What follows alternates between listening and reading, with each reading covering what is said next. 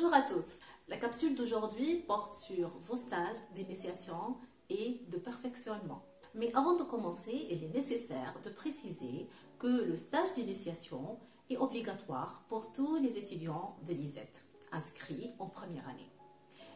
Ce stage a pour objectif de faire découvrir aux étudiants les différents milieux professionnels et de les initier aux différentes activités de l'entreprise. Par contre, le stage de perfectionnement est destiné aux étudiants de deuxième année pour les préparer au projet de fin d'études. La validation de stage d'initiation et de perfectionnement est indispensable pour l'obtention de votre diplôme. Dans ce sens, nous allons voir le déroulement du stage, la rédaction de votre rapport, un modèle de présentation et on va finir avec le déroulement de la soutenance, l'évaluation et la délibération. Le stage est une belle occasion pour se présenter au milieu professionnel.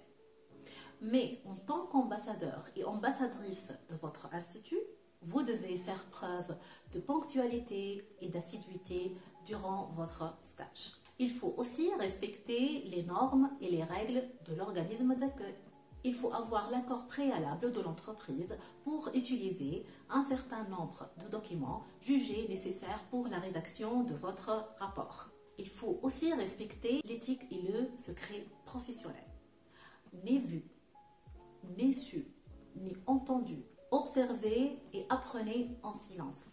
Et n'hésitez pas à poser des questions pour comprendre une tâche ou une activité donnée. N'oubliez pas aussi de vous habiller d'une façon correcte et respectueuse et de soigner votre hygiène. Pour votre sécurité, je vous conseille de ne pas se déplacer seul au sein des ateliers de production, car parfois il y a des produits chimiques ou bien des machines dangereuses. On passe maintenant à la rédaction de votre rapport. Votre rapport comporte une page de garde, un remerciement si vous voulez remercier quelqu'un, et un sommaire qui présente les différentes parties et sous-parties de votre rapport. Et la pagination aussi, qui commence à partir de l'introduction. L'introduction, elle ne doit pas dépasser 2 pages. Elle fait office de point d'accroche et elle doit répondre à certaines questions essentielles et donner l'envie au correcteur pour poursuivre sa lecture. Parmi les éléments incontournables à faire figurer dans votre introduction, une accroche personnalisée. Vous mentionnez ensuite les raisons que vous ont poussé pour choisir ce secteur et cette entreprise. Une présentation très brève de l'entreprise et une présentation de votre mission. Et finalement, vous exposez la structure de votre rapport. On passe maintenant au développement qui s'articule autour de 2 parties. La première, c'est pour la présentation de l'entreprise. La deuxième, c'est pour la description de vos activités au sein de l'entreprise. La présentation de l'entreprise comporte 3 éléments principaux. Tout d'abord, une présentation générale de l'entreprise, c'est-à-dire sa raison sociale, son chiffre d'affaires, son évolution historique, sa forme juridique, est-ce qu'il s'agit d'une société individuelle ou bien sociétaire, etc., etc. La deuxième chose, c'est l'organisation de l'entreprise. Il s'agit ici de décrire l'organigramme de l'entreprise, de présenter les différentes tâches et les différentes responsabilités. Qui fait quoi? Un troisième élément très important, c'est l'environnement de l'entreprise. Dans cette partie, on présente les différentes parties prenantes, les principaux concurrents, les principaux clients et les fournisseurs. Par exemple, quand vous pouvez utiliser l'outil Pestel pour analyser le macro-environnement de l'entreprise. Pour la description de votre activité quotidienne, il s'agit tout simplement de décrire et analyser toutes les activités accomplies au sein de l'entreprise. Appréciation de l'entreprise et de son fonctionnement, appréciation et intérêt du stage.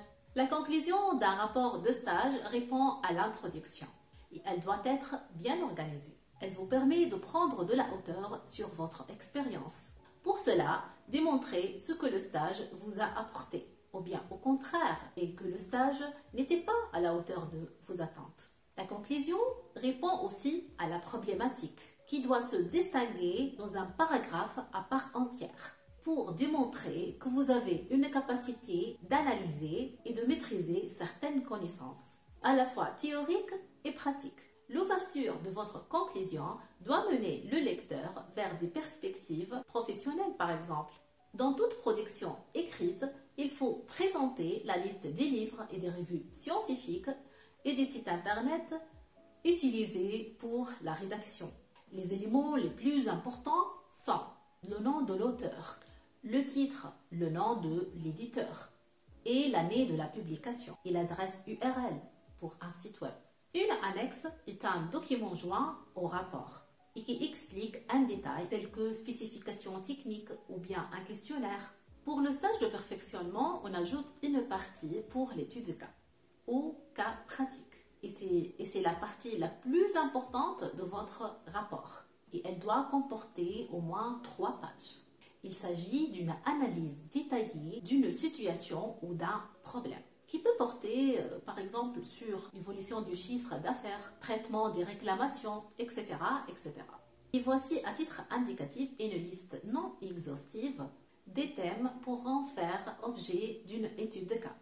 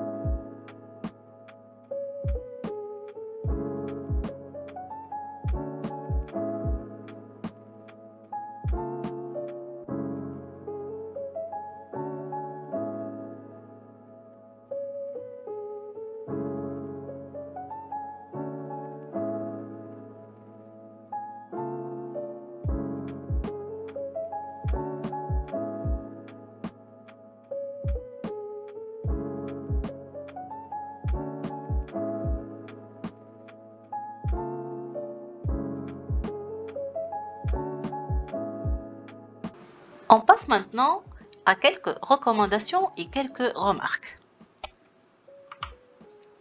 Pour le déroulement de la soutenance, je vous conseille de dormir tôt et de manger quelque chose avant de partir. Et surtout, arriver en avance, avant l'examen oral. Prévoyez 10 minutes au minimum. Vous devez aussi connaître votre sujet sur le bout du doigt. La durée totale est entre 15 et 20 minutes. 10 minutes pour la présentation de l'étudiant et 5 à 10 minutes discussion avec le jury qui peut vous interroger sur des concepts utilisés dans le rapport de stage, votre avis sur l'entreprise ou bien l'impact du stage sur votre vision d'un secteur ou d'un métier. Pour commencer, vous saluez le jury et présentez votre stage et l'entreprise d'accueil. Essayez de maintenir le contact visuel avec le jury et n'oubliez pas de sourire et garder un sang-froid. Je vous conseille aussi de ne pas lire à partir des diapositives. Et surtout, ne croisez pas les mains en parlant et ne mettez pas vos mains dans les poches.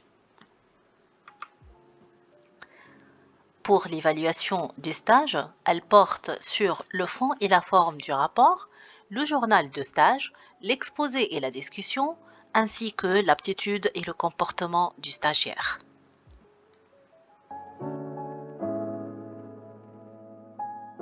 On passe maintenant à la délibération.